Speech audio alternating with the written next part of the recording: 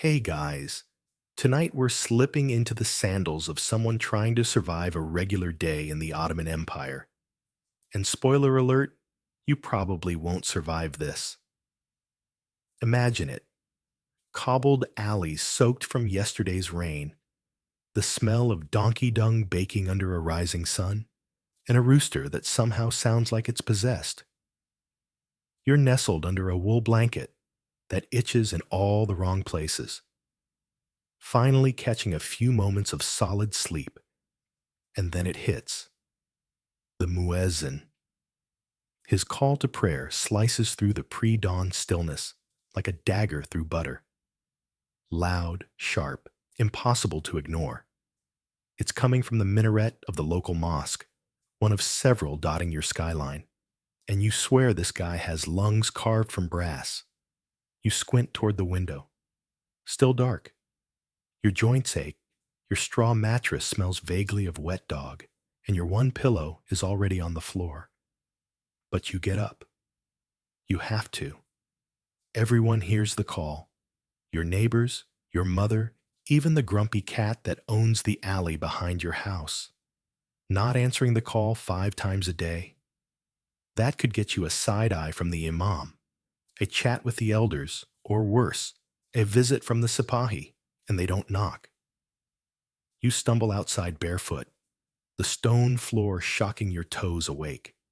In the central courtyard, men are already washing for prayer, splashing cold water over faces that look equally exhausted. The ablution fountain trickles on, and you cup water to your cheeks, blinking the sleep away. One guy slips on the tile and almost face plants into a bush. No one laughs. It's too early for humor. You shuffle into line inside the mosque, shoulder to shoulder with others who smell like smoke, garlic, and resignation. The imam begins the prayer. Arabic verses echo softly in the candlelight, and your knees creak as you kneel on a carpet that hasn't been cleaned since your cousin's wedding.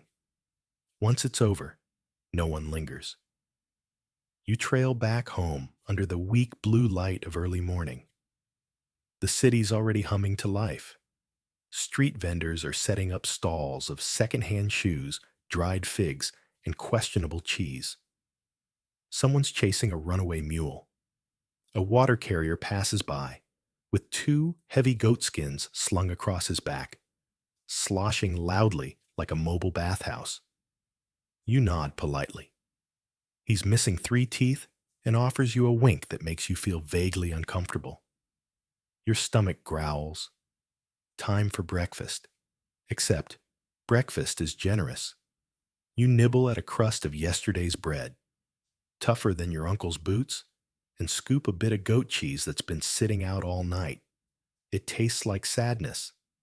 There's no coffee yet, too expensive, no eggs, too rare, and certainly no fruit unless you count the one wrinkled date in the pantry that's mostly pit and disappointment.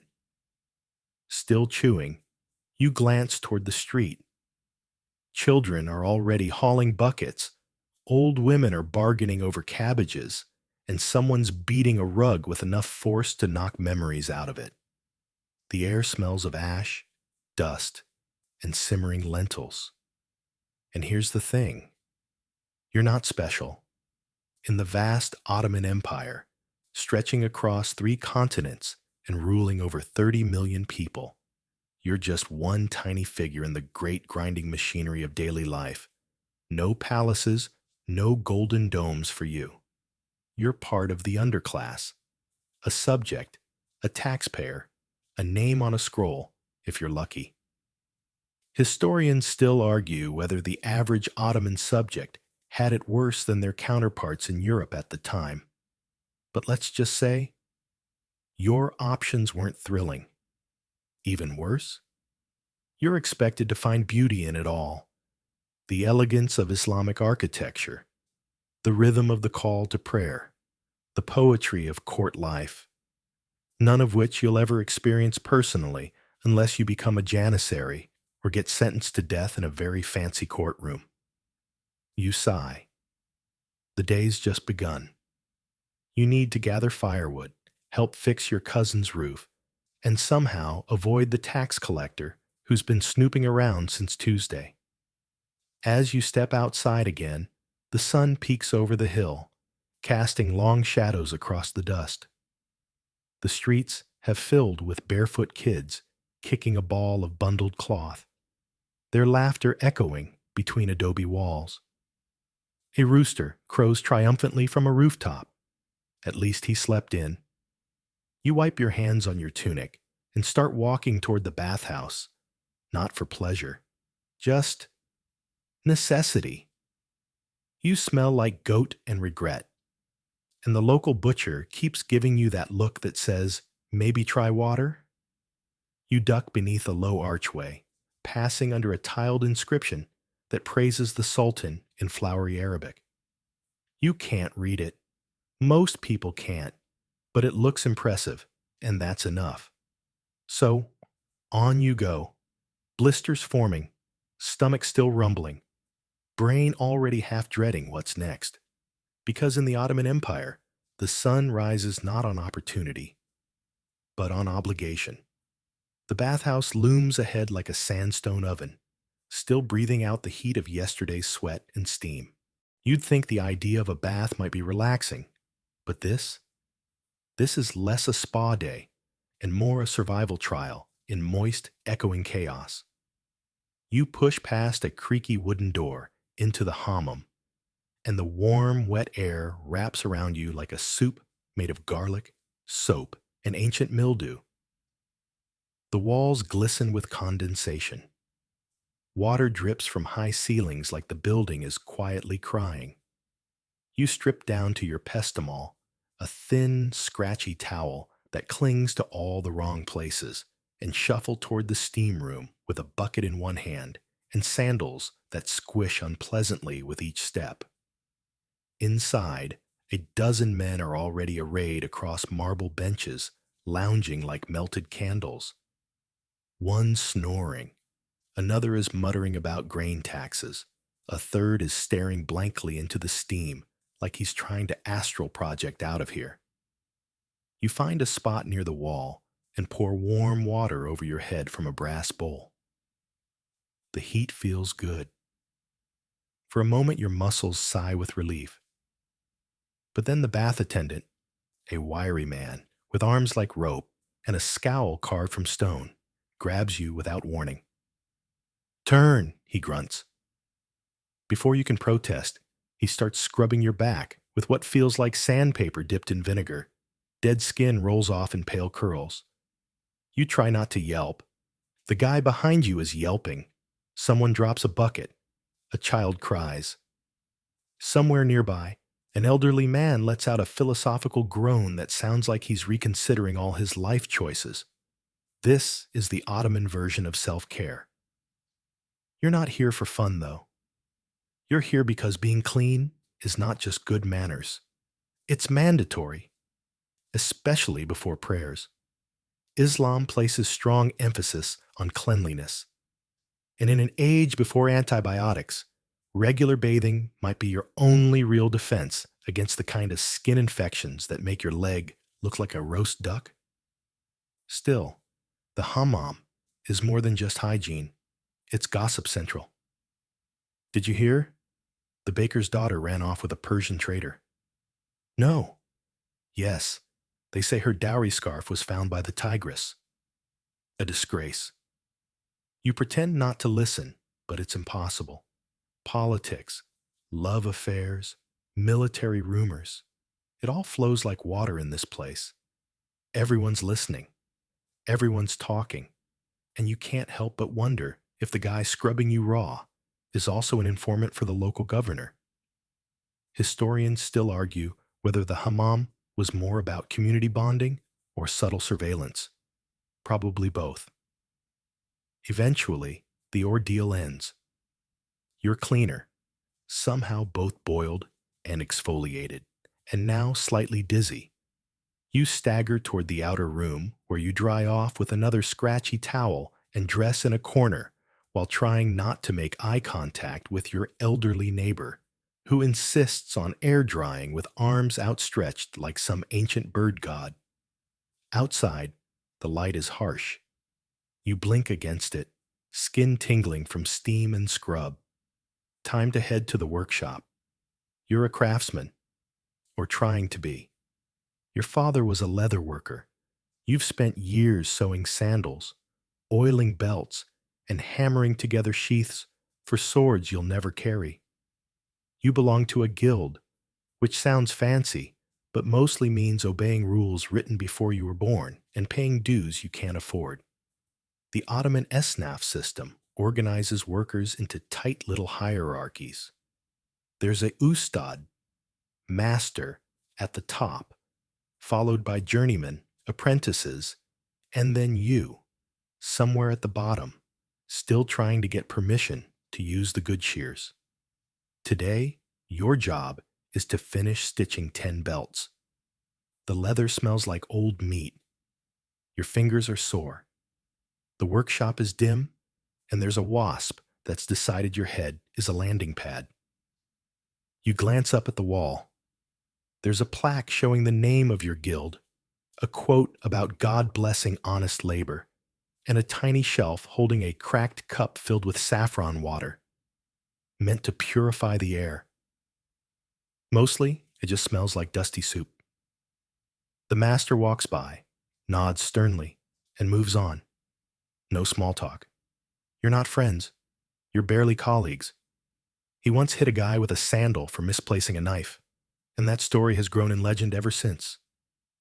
You whisper a small curse under your breath, not loud enough for anyone to hear, just loud enough for your own petty satisfaction. Outside the workshop, the street has filled again. Children run past, laughing and shrieking. A fruit vendor yells about his dates being as plump as paradise. A donkey relieves itself against a wall. You sigh. You've got at least 4 more hours of stitching ahead of you, and that's if the merchant doesn't show up demanding an emergency order for a soldier's saddle.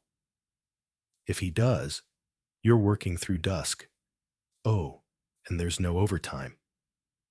You pause to stretch your back, joints popping like dry chickpeas in oil. Your knees ache. Your nose itches. Your stomach, still offended by this morning's sad breakfast, makes a sound like a haunted door. And you're still so far from dinner. Welcome to your day in the Ottoman Empire, where the steam is suffocating, the gossip is constant, and your place in the world is as rigid as the rules that govern it.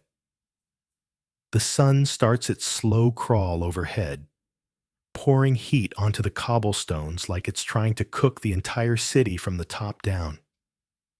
You wipe your forehead with a fraying scrap of cloth that used to be a decent rag before a coworker borrowed it to mop up dye water. It now smells like vinegar and regret. Your eyes sting from the tannins in the leather. You blink hard and try to focus, but your hands are aching, your stomach's grumbling, and your back feels like it's been run over by a mule cart full of bricks. Time creeps. At last, finally, you're done with the last belt. You lay it gently beside the others and stretch again, arms reaching toward a ceiling so low you almost knock over a dusty bundle of spare straps. Now comes your daily dilemma. Find lunch or afford lunch. You step out of the workshop and immediately regret it. The midday sun is now fully weaponized, burning through your clothes and making the dust rise like steam. Your sandals slap awkwardly on the stone road as you trudge toward the market. It's not much of a walk, but the smells hit you like a wall. Stale fish, roasting lamb, unwashed armpit, incense, donkey sweat, more fish. It's like someone bottled every bad decision and spilled it across the city square. You weave through the crowd, dodging a man balancing a basket of figs on his head and a child aggressively advertising lukewarm honey pastries that might be more bee than pastry. You finally spot her, Fatma, the soup seller, standing behind a giant copper cauldron that bubbles ominously. You hand her a coin, and she ladles out a bowl of tarhana, a sour yogurt and flour soup that tastes slightly better than boiled parchment. Slightly. It's hot. It's filling. It's, technically, food. You sit on a wobbly wooden bench and eat slowly, ignoring the fly that keeps landing on your elbow like it has a lease. Across the square, a preacher is shouting about morality. Two stray dogs fight over a crust of bread. A pigeon lands nearby, gives you a look of profound disappointment, and waddles off. This is your break. You can't stay too long. The guild doesn't pay for naps, and if you're caught idle, you'll be scrubbing latrines tomorrow. You finish your soup, return the bowl, and wander back to the workshop, but not before passing the tax collector's stall. He's sitting under a small canopy, flanked by two guards and a stack of papyrus. You nod politely. He doesn't nod back. He just smiles, a thin-lipped curl that says, "I'm going to make your week worse." And he probably will. Taxes in the Ottoman Empire aren't just pay your share and move on. They're a tangled labyrinth of local levies, imperial duties, and random surprises like window tax or bride tax. Yes, that's right. If your daughter gets married, you get taxed. Romance comes at a price. Today, the tax collector is collecting a resmi arusain, or wedding tax. You're not getting married. Your neighbor's daughter is. But the collector's squinting at your family name and licking his reed pen. Just in case, he says. Historians still argue whether Ottoman tax policy was designed for efficiency or confusion. Evidence leans toward the latter. You argue, gently, politely, with exactly the right amount of reverence not to end up in the stockade. He waves you off, and you retreat before he changes his mind and decides your workshop owes a shade tax because your awning casts a shadow on public ground. Back to work. The afternoon drags. You're now fixing a saddle buckle that looks like it lost a fight with a cannonball. The metal is bent. The leather is cracked. And the rider who brought it in insists it must be better than new by sunset. You do your best, but this buckle wants nothing to do with your pliers. You hammer. You sew. You mutter encouragements and mild curses under your breath. The apprentice beside you, barely 13, has fallen asleep against a pile of horse straps. You nudge him awake before the master notices. Last week, another kid got smacked with a boot for snoring on the job. You take a moment to look around. The room is darker now, the sun casting long shadows through the dusty windows. You hear the distant call to prayer. The 4th of 5 today, and everything stills for a breath. Men pause their tools. Some rise to wash. You step outside for fresh air and find the sky painted with soft oranges and purples. It's beautiful, briefly. Then the smell of spoiled lentils wafts from a nearby alley and ruins it. Dinner's next. You hope it's stew.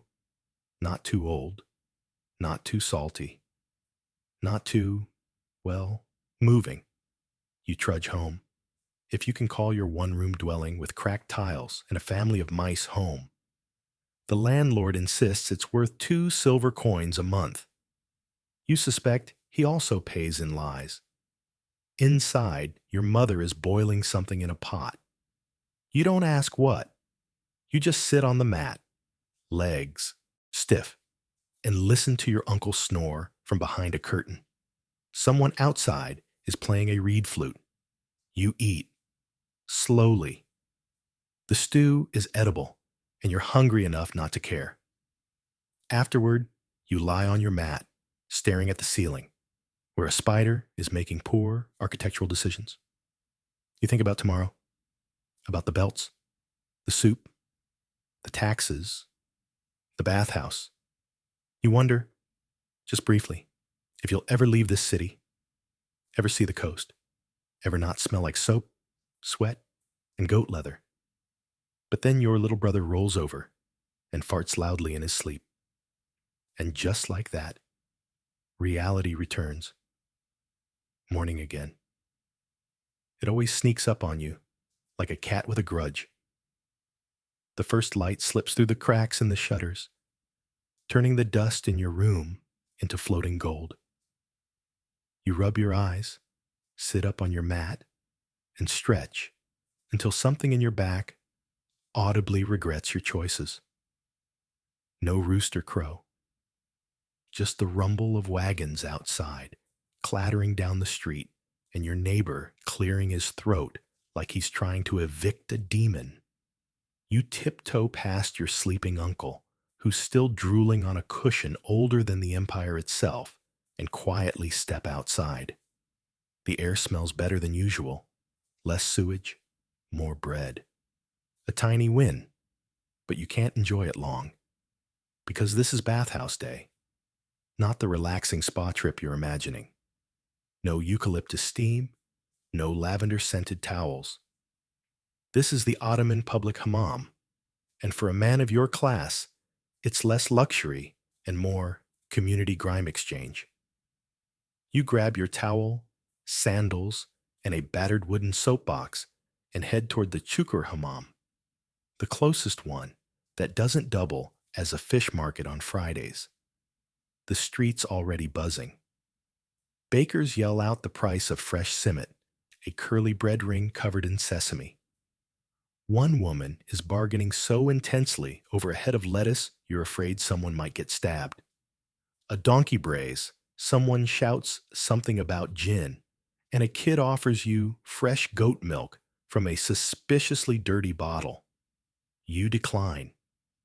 The bathhouse appears like a giant stone turtle, squatting behind a curtain of steam. Its domed roof glistens with morning dew, and pigeons clamber along its edges like tiny sentries. You pay the entry fee, more than you'd like, as usual, and step inside, instantly hit by a wall of warm, wet air. Stripped to the essentials and wrapped in a thin peshtimal, you step into the warm room, then the hot room, where the real magic happens. Or, in your case, the real melting. The heat wraps around you like a wool coat dipped in soup. Your skin starts sweating instantly. There's a low murmur, men talking in low voices, the occasional bark of a bath attendant, and the gentle splash of water in marble basins. You sit on the warm stone floor, trying not to make eye contact with the old man beside you who seems aggressively proud of his body hair. Eventually, the telek, or bathhouse attendant, motions you over. This guy is built like an ox and smiles like someone who enjoys pain just a little too much. He lathers you up with olive oil soap and starts scrubbing, really scrubbing, like he's trying to erase your skin and possibly your sins. He rolls your limbs like dough, cracks your spine in 3 places, and flips you like a carp. The towel slips, modesty dies. Welcome to Ottoman exfoliation. Historians still argues whether the telek was more masseur, executioner, or stand-up comedian. All you know is that he finishes with a slap on the back that sends you skidding into a wall. Still, when you stagger out, your skin feels like velvet. Slightly raw velvet, but velvet nonetheless. You cool off in the side room with a glass of warm sherbet, a sweet drink made with water, sugar, and maybe a flower petal if you're lucky. It's not refreshing exactly, but it beats drinking city water, which tastes like limestone and despair. Then it's back into the world. You're cleaner now, but not for long. Within 5 minutes, a passing cart splashes something from a puddle that's definitely more biological than rainwater. You sigh and move on. Your next stop? The Kirathane, the coffee house. Not because you can afford coffee today, you absolutely cannot, but because it's where men gather, and sometimes there's news worth overhearing, or at least a story juicy enough to repeat later. Inside, it's dim and smoky, filled with men lounging on low stools, sipping bitter coffee thick enough to pass as tar. A storyteller is already halfway through a tale involving a flying carpet, a sassy camel, and the world's most unlucky fisherman. You catch a few jokes, nod at the baker's assistant, and sit beside a tailor you vaguely know from your district. He offers you the end of his coffee, lukewarm, gritty, but still a rare treat. You take it gratefully. News travels fast in here. There's talk of an imperial decree, something about conscription. Maybe, maybe not. Someone says the Janissaries are restless. Someone else mutters about the price of saffron and how it's obviously a conspiracy. You chime in with a joke about your soap being half air now, and it lands well enough to earn a few laughs. Small victories. But even this moment of peace doesn't last. A city guard enters. Everyone hushes. He glances around, says nothing, and leaves. Just a reminder. Someone is always watching. You make a quiet exit, back onto the street where the sun is already starting to roast your freshly scrubbed skin. You pull your towel tighter and head for home, but not before passing a street performer swallowing swords and a man trying to sell a magic rat that's definitely just drunk. Your stomach growls, but dinner isn't ready. You fish a chunk of stale bread from your pouch and gnaw on it while watching a pair of cats argue over a fish head. Inside your home, the stew pot bubbles again. You still don't ask what's in it. As you eat, your father, nearly toothless but still sharp, tells you about his bathhouse days, which sound suspiciously like yours except with more goat-related injuries. You laugh. Because what else can you do? The sky darkens. Oil lamps flicker. Another long, hot, dusty day slips away behind the rooftops. You lie down, sore but strangely grateful for the quiet. A mosquito buzzes near your ear. You slap at it and miss. Of course. And somewhere out there, that same bathhouse attendant is probably cracking his knuckles, ready for tomorrow's round of torture. The night offers no mercy. You toss and turn on your mat, heat clinging to your body like an unwelcome blanket. The oil lamp sputters. Somewhere outside, a dog howls like it's auditioning for a tragic play, and the distant clang of a bell signals the city guard making his rounds. Or possibly scaring away imaginary thieves for the sake of protocol. You finally drift into a shallow, twitchy sleep. But before dreams can take hold, a rooster, clearly harboring a personal grudge, lets out a shriek that sends your soul straight back to the waking world. And just like that, it's another day of labor. No holidays, no weekends, just work. You wash your face in a bowl of water that smells like it's seen better centuries and scarf down the last heel of yesterday's bread. It's still slightly chewy, like sandal leather, but it's food. You grab your tools, 2 rusted chisels and a wooden mallet, and head out. You're a stonecutter. Not the poetic kind who sculpts angels. No, you're the kind who chisels grooves in blocks, day in and day out, until your hands are permanently dust-colored and your spine develops a creative curve. Your job site is on the outskirts of the city near the lime pits. The walk is long, dry, and deeply existential. Your sandals slap against the ground with the rhythm of resignation. And then you arrive. The quarry looms like a jagged wound in the earth. Other workers are already there, hunched over rocks like depressed vultures, hacking away at the earth with mechanical precision. A foreman shouts something about faster, and your mother's shame. But you ignore him. You find your block, crack your knuckles, and begin. The rhythm is hypnotic. Tap, tap, crack, tap, tap, crack. Dust fills your nose, your eyes, your throat. By midday, you can't feel your arms. You pause to drink from a shared goatskin water pouch. The water is warm and slightly mossy, but it keeps you upright. A merchant's son might spend his day in a shaded office, doing numbers with an abacus and arguing about peppercorns, but not you. Your lunch break is 10 minutes under the thin shadow of a tree that hates you personally. You eat boiled chickpeas and stare into the distance, wondering briefly what happens after death. Hopefully, fewer rocks. Still, you're not alone in your suffering. The boy next to you, only 14, is coughing up dust and dreams. An older man named Barish works beside you, missing 2 fingers and half a toe from a previous incident. He tells you stories during breaks, mostly about fish that may or may not have existed and his past life as a sailor. You're not sure if he's lying or just confused. Historians still argue whether stonecutters were trained craftsmen or expendable laborers, he says suddenly one day, using a phrase you're pretty sure he doesn't understand. But you nod because it sounds impressive and you're too tired to ask questions. The hours stretch on. The sun doesn't seem to move.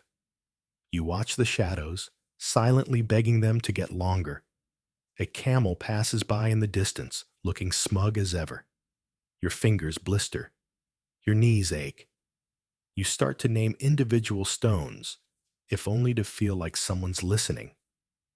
One stone in particular, Gulnaz, is especially stubborn today. You chip at her edges for nearly an hour before she finally gives up a chunk the size of your thumb. You whisper insults at her and move on. By late afternoon, your hands are trembling, and the foreman finally waves you off. Not out of mercy. He just wants the next shift to suffer too. You begin the slow trudge home, your shadow stretching out behind you like a disappointed ancestor. Along the way, you pass a market street. It's noisy and packed, a kaleidoscope of sound and smell. Spice merchants hawk dried herbs from trays the size of bathtubs. Street performers play reed flutes, one of which sounds exactly like a goat in distress. A monkey dances for a crowd while a bored child throws olives at it. You consider buying fruit, but the prices are high today. Apples are practically luxury items, and even figs seem smug about their market value. You settle on a bruised pomegranate and pretend it's a feast. At the edge of the market, a man stands on a wooden crate, shouting about the end of days and how pigeons are spies for the Venetian Navy. You make a mental note to avoid that crate. Back at home, the stew smells marginally better than usual. Maybe someone actually added spices. You eat with your fingers, making sure to save a bite for the cat, who's already watching you like a tiny, fur-covered tax collector. After dinner, there's not much else to do. You sit outside for a while, watching the sky slowly turn to ash. A neighbor plays the saz, the notes drifting softly through the narrow street. The music is sad, but soothing. Your father talks again, this time about his time building an aqueduct, how he fell into the canal once and came out with an extra toe. You nod, unsure whether to laugh or worry. Your uncle claims he once met the Sultan. You do not believe this. Eventually, the stars begin to appear. You stretch your aching limbs and crawl back onto your mat, feeling every bone in your body file a complaint. The ceiling above you is cracked in exactly the same way it's always been. You trace the lines with your eyes. One of them looks like a bird, or maybe a shoe. Somewhere in the distance, a woman sings a lullaby to a baby, and the night air carries it like a blessing. You breathe in, hold it, let it out slowly. Tomorrow will be more stone, more sweat, more sore muscles and dust that sticks to your teeth. But for now, there's stillness. Morning again. You wake up with the kind of soreness that feels permanent, like your muscles have officially filed for separation. The roosters are already at it, as usual, and someone nearby is yelling about lost goats. You sit up, stretch your back until it pops like firewood, and glance at your sandals like they're co-conspirators in your suffering. Today, though, you're not going to the quarry. Not because you've earned a break. Those are mythical. But because you've been assigned a new task, hauling goods for a local artisan. He's a leather worker who apparently decided he needed a human mule to drag his newly cured hides across town to the tanners. Lucky you. You load the stiff bundles onto a cart with wheels that appear to have been designed by a sadist. As you trudge through the winding streets, the air smells like a punch in the face, a mix of manure, dried blood, and stale vinegar. And that's before you even reach the tanner's district. This is the part of the city no one romanticizes. No glistening domes, no elegant arches, just smoke, sludge, and the unmistakable stench of ammonia, the charming result of using urine to soften hides. You gag slightly, then adjust to it, like a true Ottoman citizen. The leather worker is already barking orders. Something about keeping the skins flat, not folded. You nod, wondering briefly if this will earn you an extra coin. Spoiler, it won't. The tanners themselves are a different breed. Shirtless, sinewy, and covered in splatters of things you can't identify. They work with an intensity you respect, but have no desire to emulate. One of them is chewing something green and staring into the distance like he's fighting invisible demons. Another is scrubbing a hide with a brush made of horsehair and curses. You drop your bundles beside them, nod politely, and slink away before you're volunteered for the next step in the process. On your way back, you pass a funeral procession. A slow-moving group of mourners, some wailing, some quietly solemn. The body is wrapped in a simple white shroud and carried on a wooden board. Death is a constant companion here. Not feared exactly, more like tolerated, like an overbearing in-law. You pause briefly, touch your chest, and move on. By the time you get back, you're sweating through your tunic. The leather worker gives you a piece of dried fruit as thanks, which is generous by local standards. You chew it slowly, trying not to think about the fact that it tastes vaguely like cured hide.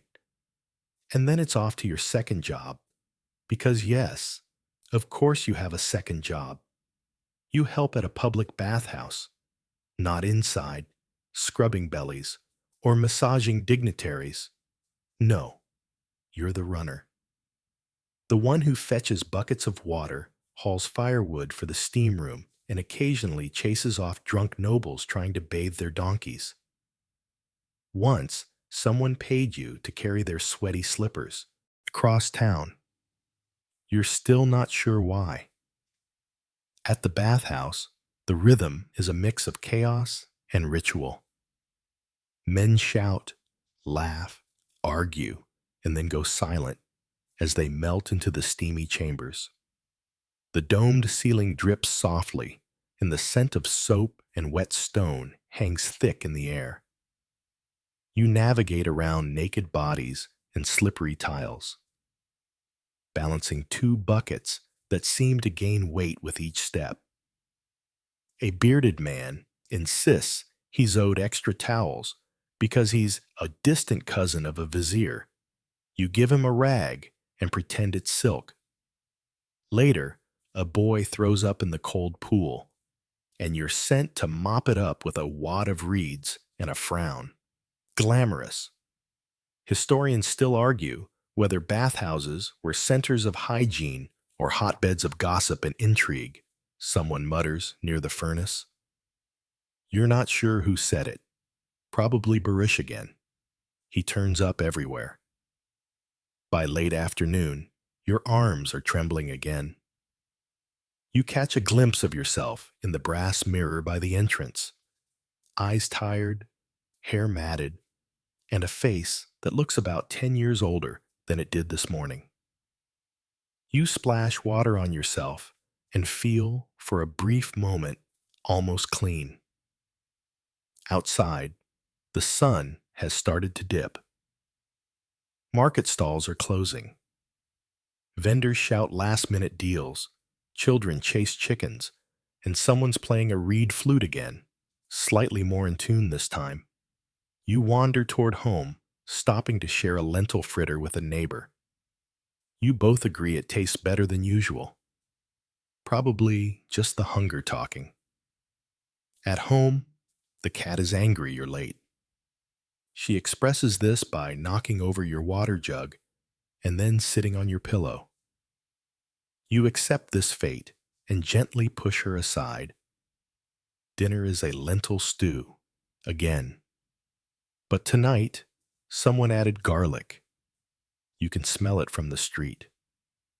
As you eat, your uncle launches into another story, this one involving a caravan of elephants, a bag of saffron, and a duel over a stolen sandal. No one interrupts him. You're too tired to fact-check. Later, as the oil lamp flickers low, you sit outside again. The air is cooler now, almost kind. The stars above feel impossibly far away, like tiny holes poked in a divine curtain. You hear laughter from a nearby rooftop. Someone's playing a game involving dice and loud accusations of cheating. A baby cries. A rooster, confused by the moonlight, tries to join in. You lie back, staring up at the night sky, wondering, not for the first time, what it would be like to live somewhere else. Somewhere with softer roads, lighter loads, maybe even a day off. But this is your world, Ottoman reality, in all its smoky, sweaty, garlic-scented glory. And tomorrow, you'll wake up sore again. Because life doesn't pause for sore feet or dreams of silk slippers. You wake up to rain. Not the soft, poetic drizzle of love letters, but a determined, sideways, slap you in the face sort of rain. Your roof leaks. Of course it does. You shift your bedding to avoid the new drip, using a clay bowl to catch the drops and hoping it doesn't fill before you're back home again. Your cat is missing, again. Outside, the mud is already ankle deep. The Ottoman street drains are more suggestion than system, essentially trenches that serve as both sewer and storm channel. So, as you step out into the muck, the first thing that greets your feet is not just water, but a cocktail of sludge, animal waste, and what you pray is a vegetable. You're heading to the neighborhood water mill today. A friend of your cousin's uncle's neighbor said they needed a hand, which means unpaid labor, but also free bread at the end. That counts as a win, sort of. The mill sits by a swollen stream. A rickety wooden wheel churns the water, its rhythmic creaking almost soothing, until a goat wanders too close and nearly gets spun into flour. You stop it just in time, and for that act of heroism, you're rewarded with the privilege of lifting 50-pound sacks of grain up 3 stories of slippery steps. Your arms ache by the second trip. By the 5th, You're praying for divine intervention, or, failing that, a minor injury you can milk for 2 days' rest. But no miracles today. Inside, the mill is a blur of dust and noise. Grain is ground between heavy stones, the flour collecting in burlap sacks beneath. You sneeze roughly 7 times in 5 minutes. Everything, your hair, your nose, your thoughts, is now coated in a fine white powder. You look like a ghost with a bad haircut. Did you know, someone says over the din, that the Ottomans taxed bakeries based on the number of ovens, not output? Historians still argue whether that discouraged innovation or just encouraged cheating. You file that under things I'll never need, but now somehow know.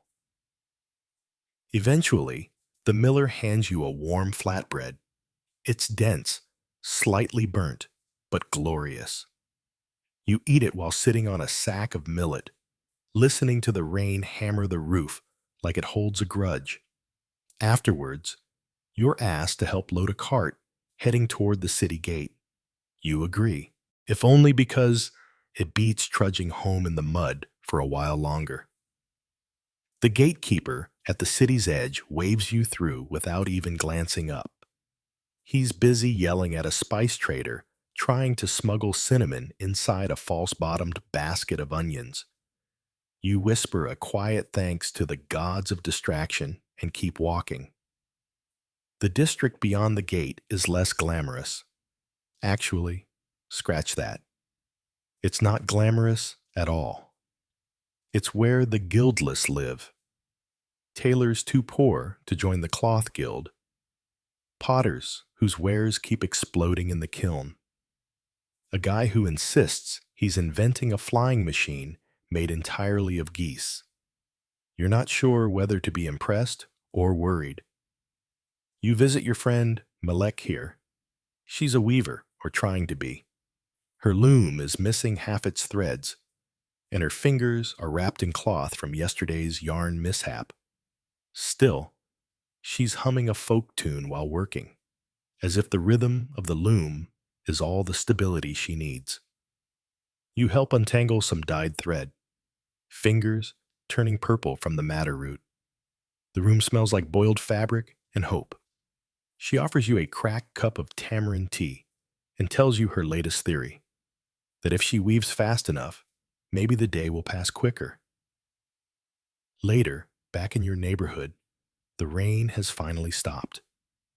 The sun is trying to break through in that sheepish way it does after a downpour, like it knows it's late and is trying to make up for it.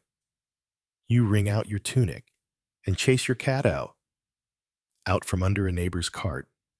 She hisses, like you've ruined her afternoon. A man is roasting chickpeas nearby. You buy a handful with your last coin. They're warm, crunchy, and oddly comforting, like edible apologies from the universe. You stop by the local fountain, not to drink, but to overhear. Fountains are where the gossip flows thicker than the water.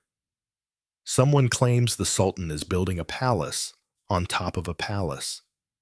Another swears a djinn was spotted near the bathhouse. Barish, the unofficial chronicler of your misery, pops up with a new gem. Did you know there's a man who claims he can predict your future by the shape of your sneeze? You sneeze on cue. Barish squints.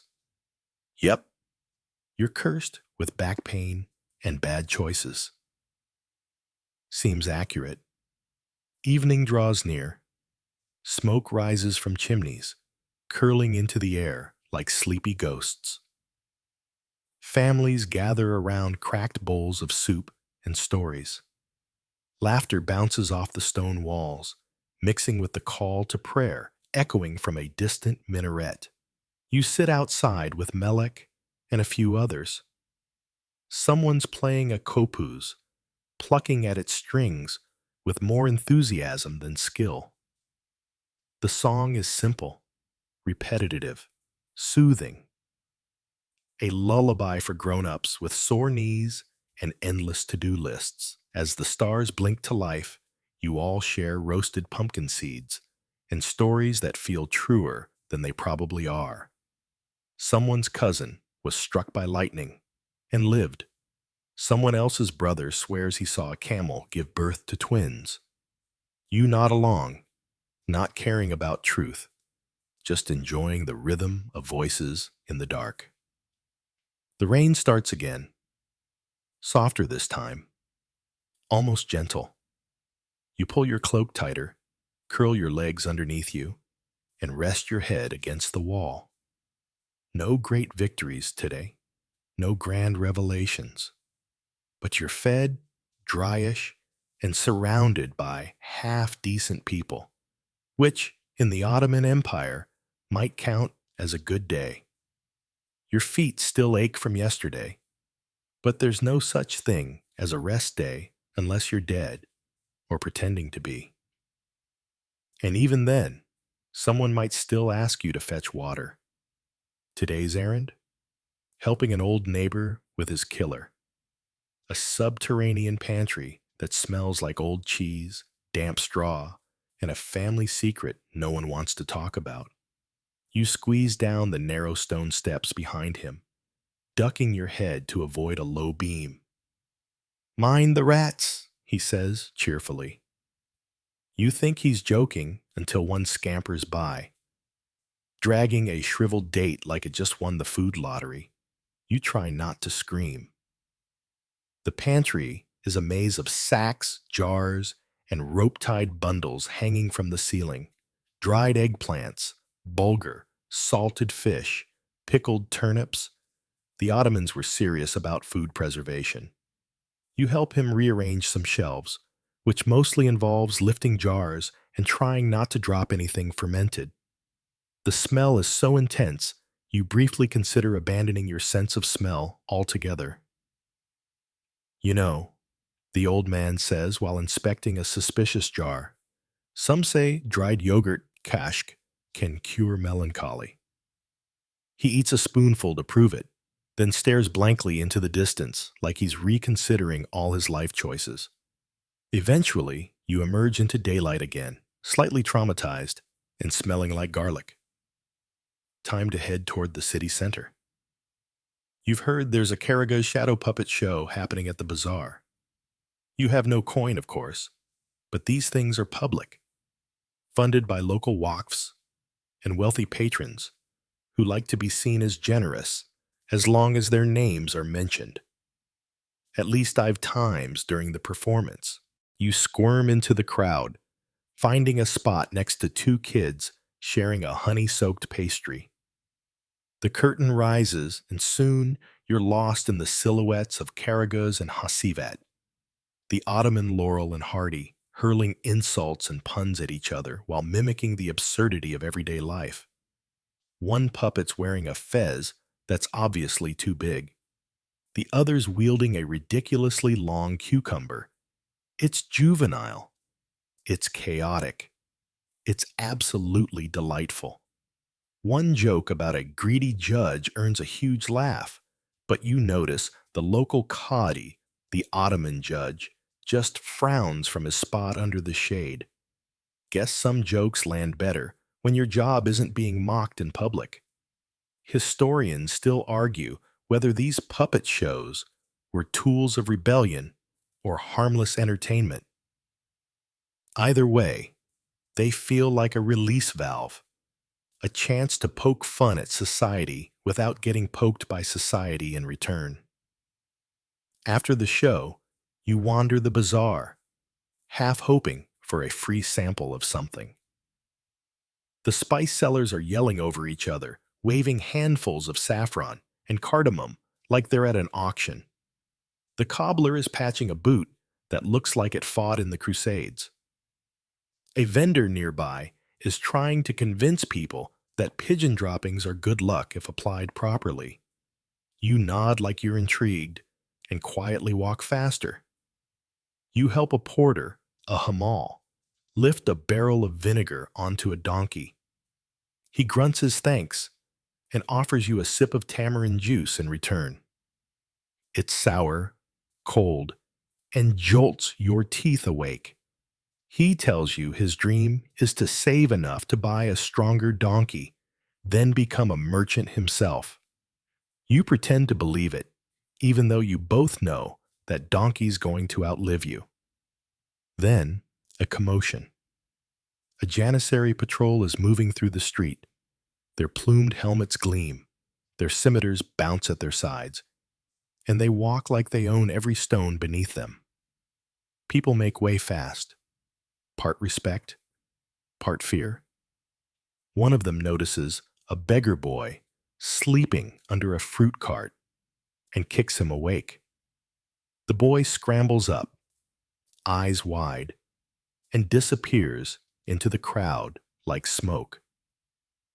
You grit your teeth, but say nothing. Because saying something gets you noticed. And getting noticed by the military elite in the Ottoman Empire, that's not a good chapter in anyone's story. You stop at a coffee house, drawn by the scent of roasted beans and the low hum of conversation. Inside, it's packed. Men sip cave from small porcelain cups, play backgammon, and argue over poetry and politics.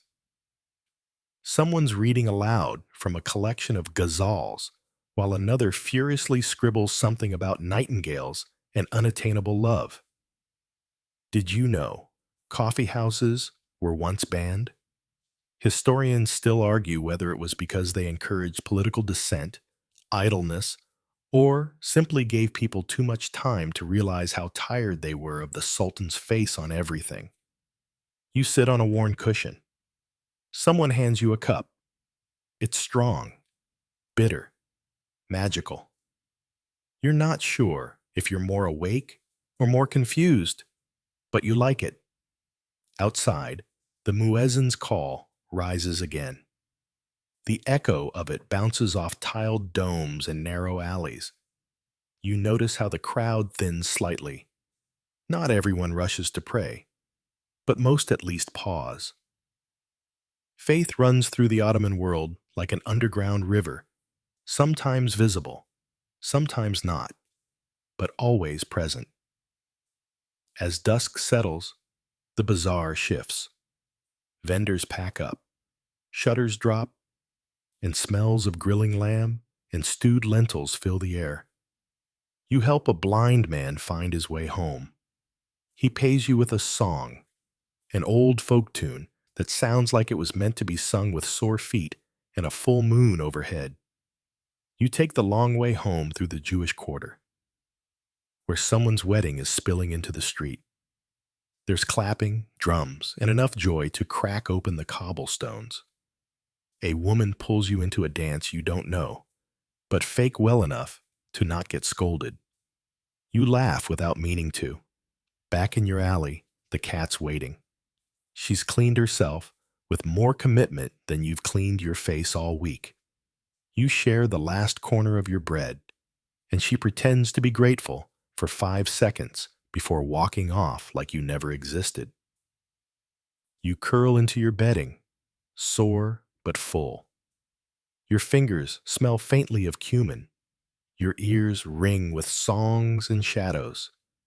And your brain is trying to process whether you actually saw a man selling a haunted spice spoon or just hallucinated it from hunger.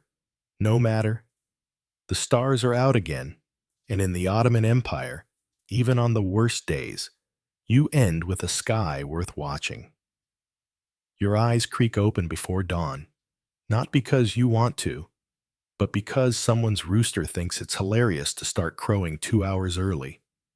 You mutter something unrepeatable and roll over, but the thin mat underneath you offers all the comfort of a damp cutting board. Eventually, you surrender and sit up, brushing off bits of straw and maybe one suspicious beetle. The streets are still quiet, shadows stretching long across the worn cobblestones. You decide to visit a local bathhouse, the hammam, because you're fairly certain your own smell could knock out a goat. You shuffle your way there, following the rising scent of eucalyptus and hot stone. Inside, the warm air wraps around you like a sleepy hug. You undress, modestly, since everyone else is too, and step into the steam-filled room. The fog is so thick, it feels like walking through lentil soup. A hefty telak, the hammam attendant, waves you over to a marble slab and begins scrubbing you with a kese, a rough exfoliating mitt that feels like it was woven from disappointment and scorn. He starts singing a tune as he scrubs, which somehow doesn't make it less painful.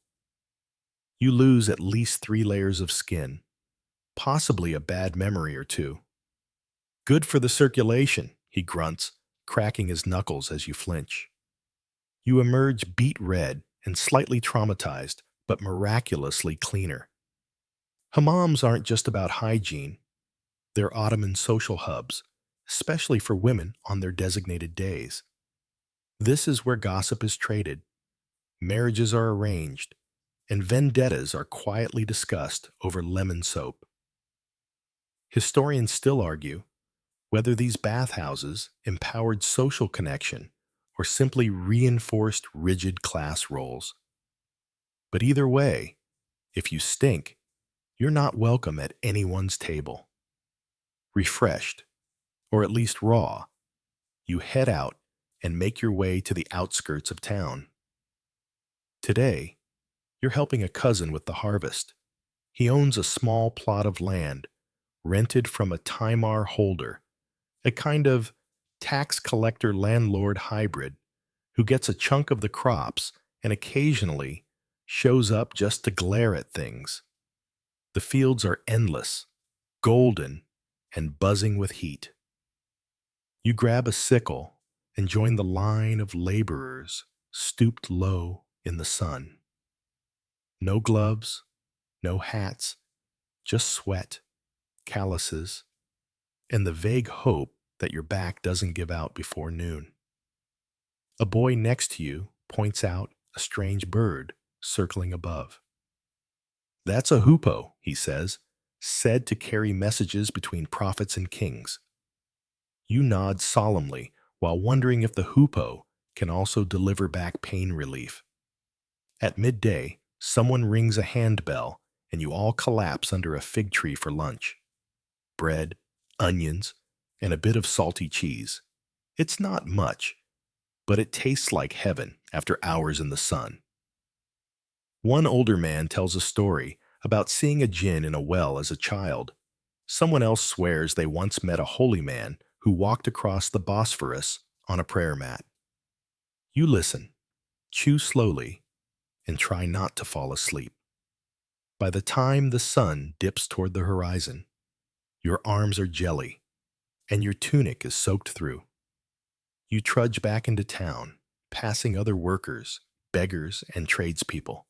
Everyone shuffling home like tired extras in the same endless play.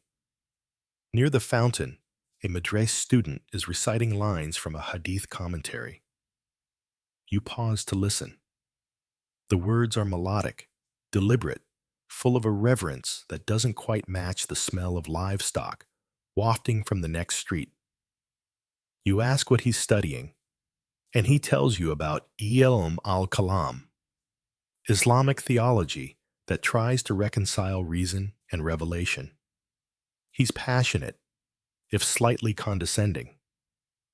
You nod, half understanding, while quietly wondering if divine wisdom includes a cure for blisters. He points at your rough hands and says, "The prophet also worked with his hands. Labor is honorable." You thank him and continue on, vaguely encouraged and also slightly hungry again. Back near your alley, your neighbor's arguing with a spice merchant about a mismeasured scoop of sumac.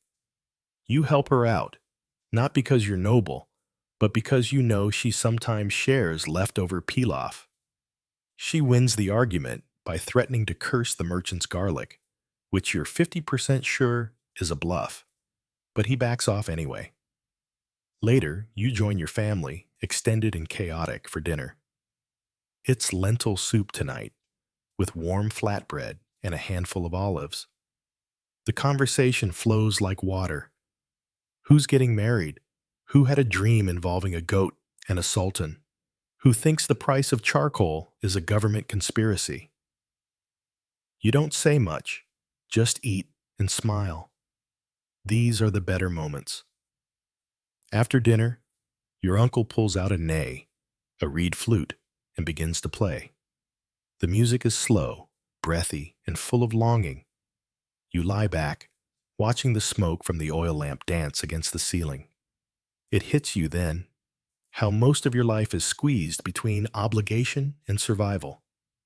You don't have time to think deeply about justice or progress. You're too busy scraping grime from your fingers and trying to stretch meals across days.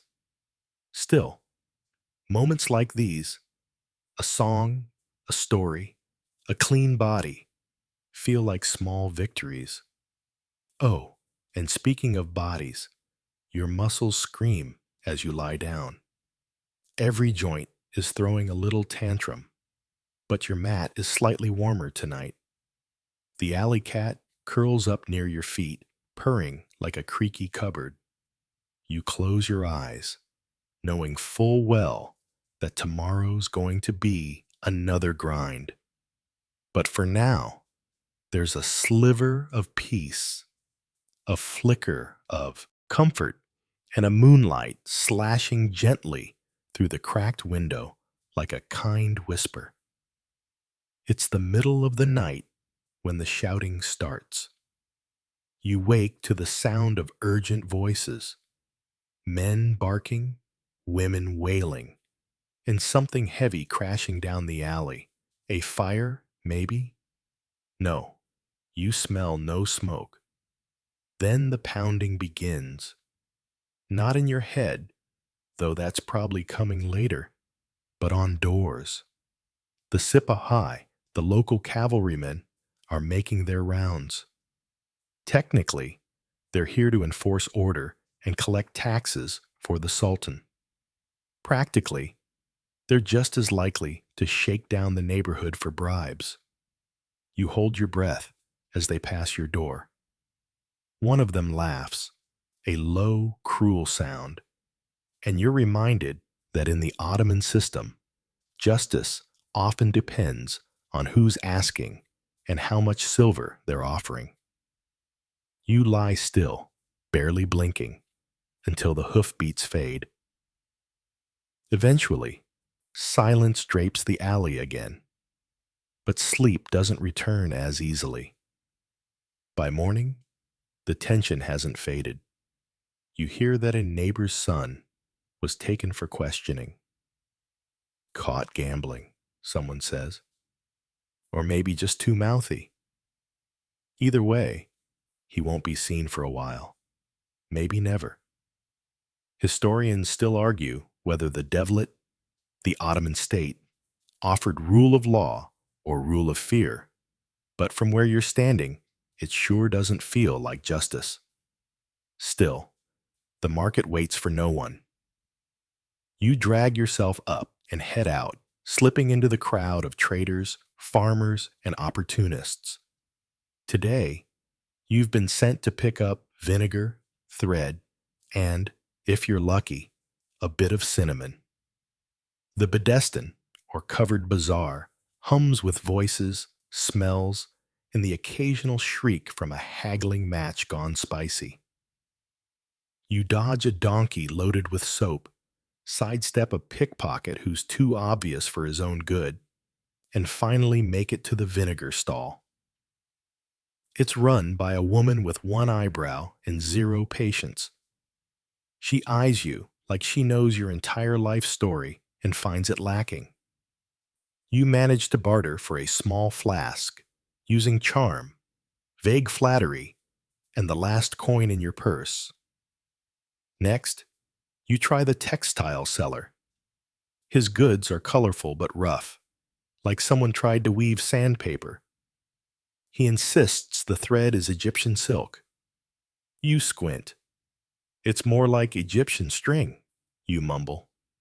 He laughs, thankfully, and cuts you a meter's worth for half the asking price. Cinnamon? You ask 3 stalls. All say, come back next week. One of them tries to sell you something he swears is close enough. It smells like wet wood and regret. You pass. On your way back, you notice a crowd forming outside a coffee house. These new cafes are popping up everywhere, despite periodic bans by the more conservative authorities.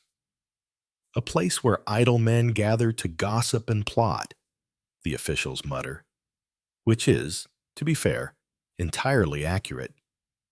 You step inside. The air is thick with tobacco smoke and politics. Men cluster at low tables, sipping dark, bitter coffee that could melt paint. Someone recites a poem about lost love.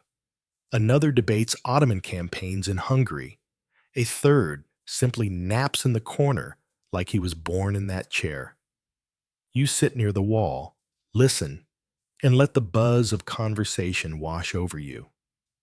A local wit says, "The Sultan expands the empire, but can't fix the leak in my roof." A few chuckles, some nervous glances. Freedom of speech exists, as long as no one's listening too hard. A traveling storyteller enters and starts his routine. A tale of a poor fisherman who tricks a rich vizier with nothing but a prayer and a cat. It's absurd and brilliant. The room howls with laughter.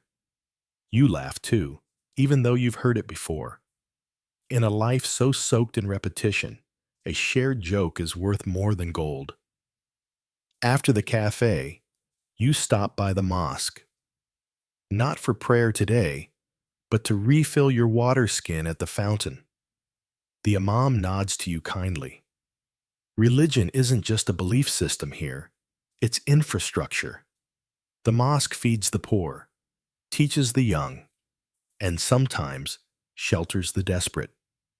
You overhear a theological debate near the entrance. 2 older men arguing about whether music is permissible under Islamic law. One says yes, quoting a Sufi poet. The other insists it leads to sin.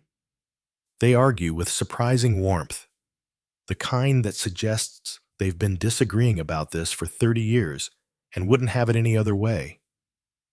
By dusk, the sky paints the minarets in amber and blue. You return home with your goods, minus the cinnamon, and 100 stories to tell, but your cousin beats you to it, launching into a monologue about how he thinks the Janissaries are planning something again. You raise an eyebrow.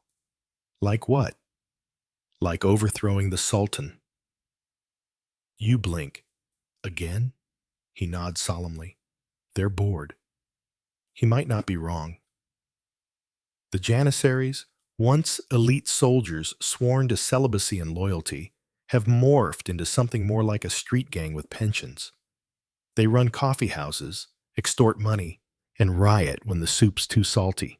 You sigh and pour water into a dented clay jug. If the Janissaries revolt, it won't change your life much. You'll still be here, boiling lentils and dodging taxes. At dinner, someone reads a verse from Rumi.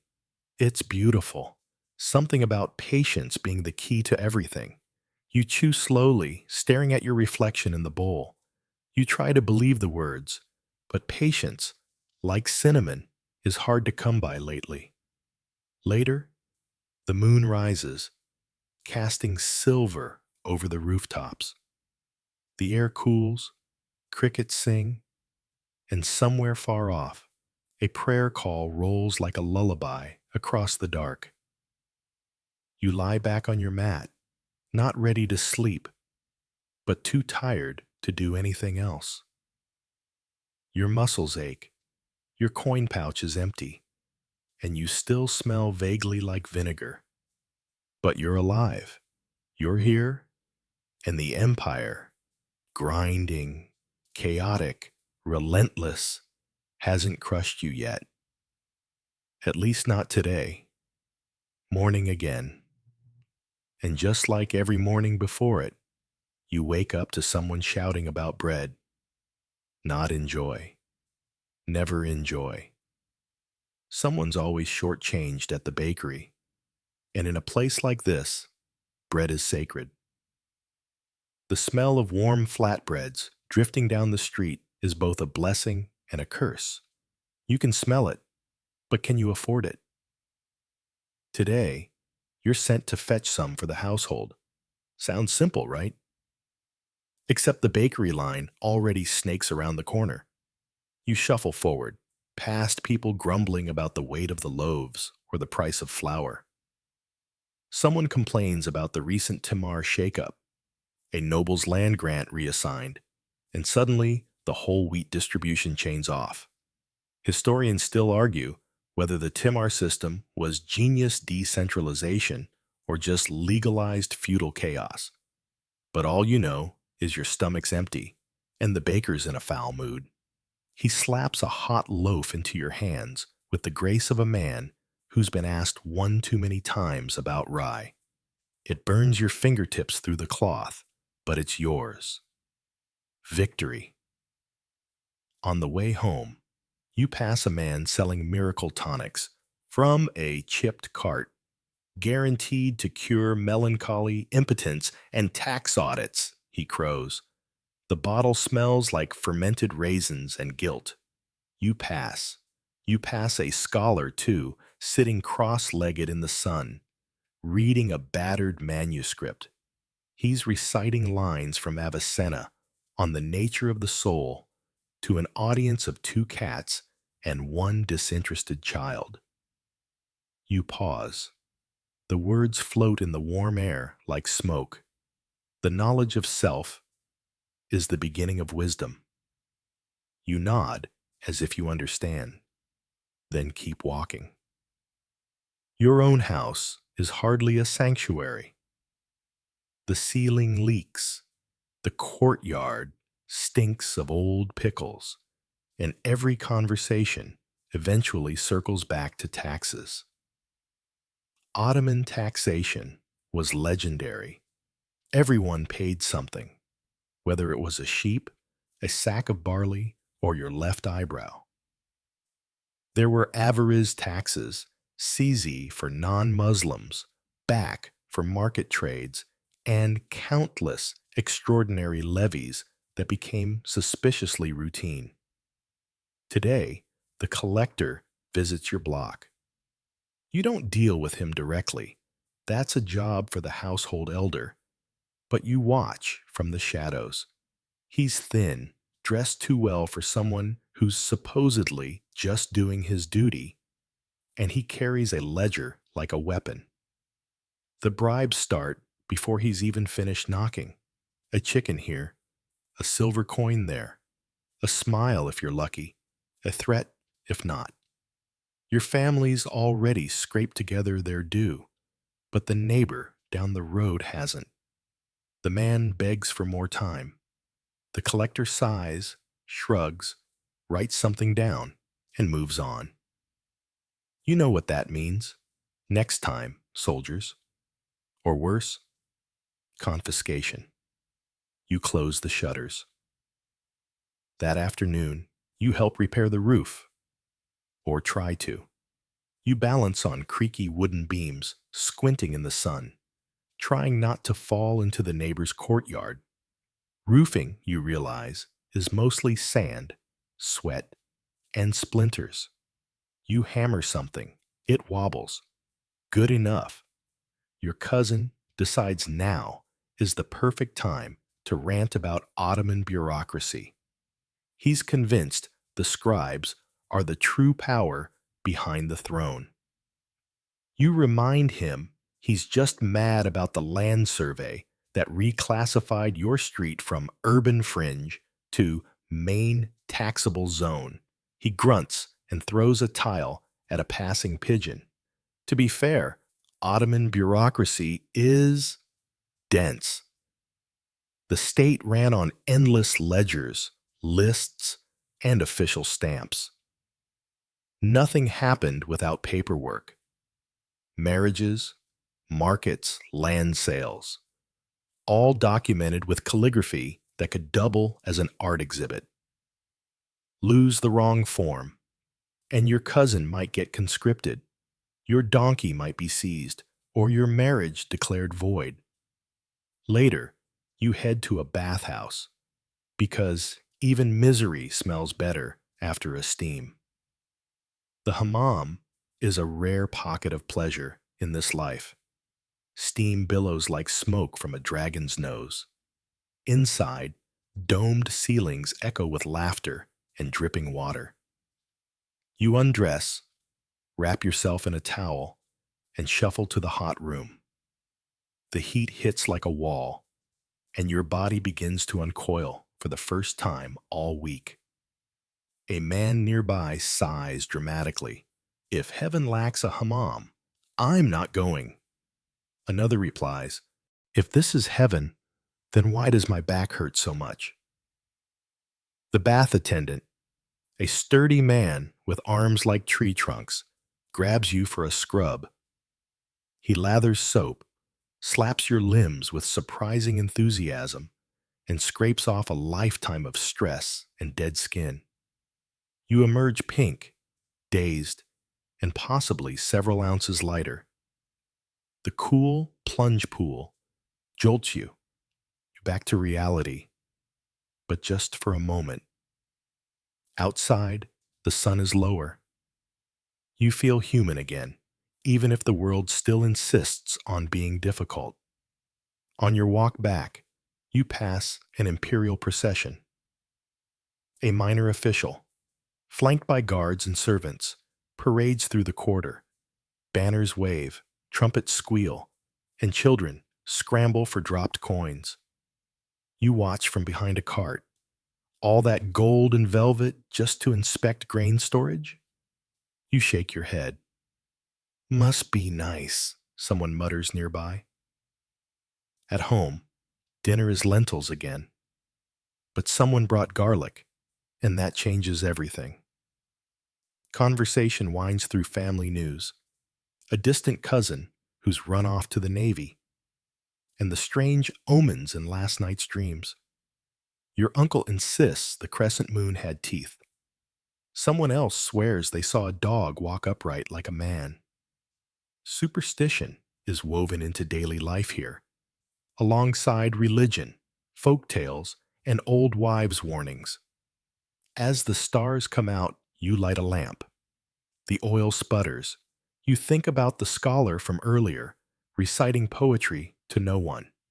You think about breadlines, tax collectors, and bureaucrats with ink-stained fingers. And yet, somehow, you feel a kind of peace. You're not free. You're not rich, but you're surviving. And in the Ottoman Empire, that alone is a kind of quiet rebellion. You lie on your back, watching the candle flicker, its shadow dancing on the wall. You wonder if tomorrow will be different. Then you remember, it probably won't, but you'll face it anyway. The night creeps in like a whisper. One of those thick, moonless nights where shadows stretch longer than your patience, and every creak feels like a prelude to doom. You lie awake for a while, listening to the occasional bark, the hiss of wind, and the distant pluck of a saz from somewhere down the street. There's music in this city, even when no one wants to dance. You're due at the caravanserai in the morning. Your cousin volunteered you, because of course he did. He claims your friendly face might help with the spice traders arriving from the east. More likely, he just doesn't want to do the walking. And there's a lot of walking. You leave before dawn, the streets still wet from a midnight drizzle. Ottoman cities never sleep entirely. There's always someone praying, sweeping, or sobbing somewhere. You pass a man lighting a lantern, his breath visible in the chill, and for a moment, you feel like you're the only two people alive. The caravanserai sits at the edge of town, a stone fortress of trade and grit. Camels grunt in the yard, their breath steaming, cargo slumped like exhausted gossip. Merchants unload silks, spices, dried fruits, and the occasional contraband trinket hidden beneath the cinnamon. It's like watching a bizarre theater production. Crates clatter, papers shuffle, and everyone yells in 5 different dialects. You help unpack a crate of starriness and sneeze violently. A nearby merchant chuckles, offers you a fig, and tells you it's good luck to choke on spices in the morning. You're not sure if that's an actual proverb or just something he made up to feel wise. Either way, you nod sagely and chew the fig. Historians still argue whether Ottoman trade hubs like this truly promoted multicultural harmony or just barely concealed power imbalances with honey and clove.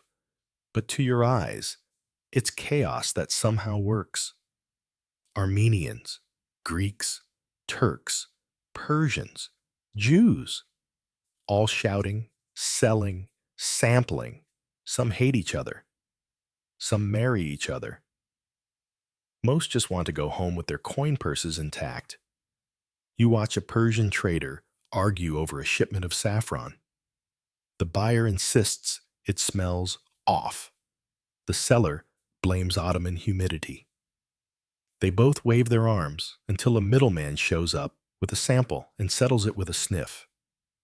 All this over red threads thinner than a whisper. You help with some accounting, mostly just counting coin stacks twice and pretending you know what the weird stamp means on the manifest. It's an old Ottoman trick. Appear confident, and the bureaucracy might pass you by. Sometimes. By mid-afternoon, you're sent to deliver a satchel to the Cadi, the local Islamic judge. The path winds through a part of the town you don't usually visit. Wealth leaks from the walls here. High gates, intricate tiles, and guards who size you up like you're a stray dog trying to read. The Cadi is in session when you arrive. You wait outside, peering through a narrow window. Inside, 2 men argue about land boundaries. One waves a yellowing scroll. The other waves his arms. The judge just strokes his beard, unmoved. Eventually, he mutters something, scribbles something else, and the men both look halfway disappointed. Justice, Ottoman style. When he finally sees you, it's for 30 seconds. He opens the satchel, nods, and dismisses you with a "May your day be free of liars." It's the most poetic insult you've heard in weeks. On the way back, you pass a school. Children chant Quranic verses in unison, voices rising and falling like waves. The teacher taps a stick rhythmically against the ground. You pause, remembering a time when you sat in a place like that, squinting at ink and dreaming of sweets. Later, you make one last stop, a spice shop run by an old woman who speaks in riddles and sells saffron like it's cursed gold. You're here for turmeric, but she insists on adding sumac for the bitterness of life. You don't argue. She probably knows something you don't. You return home dusty, sore, and faintly sweet-smelling.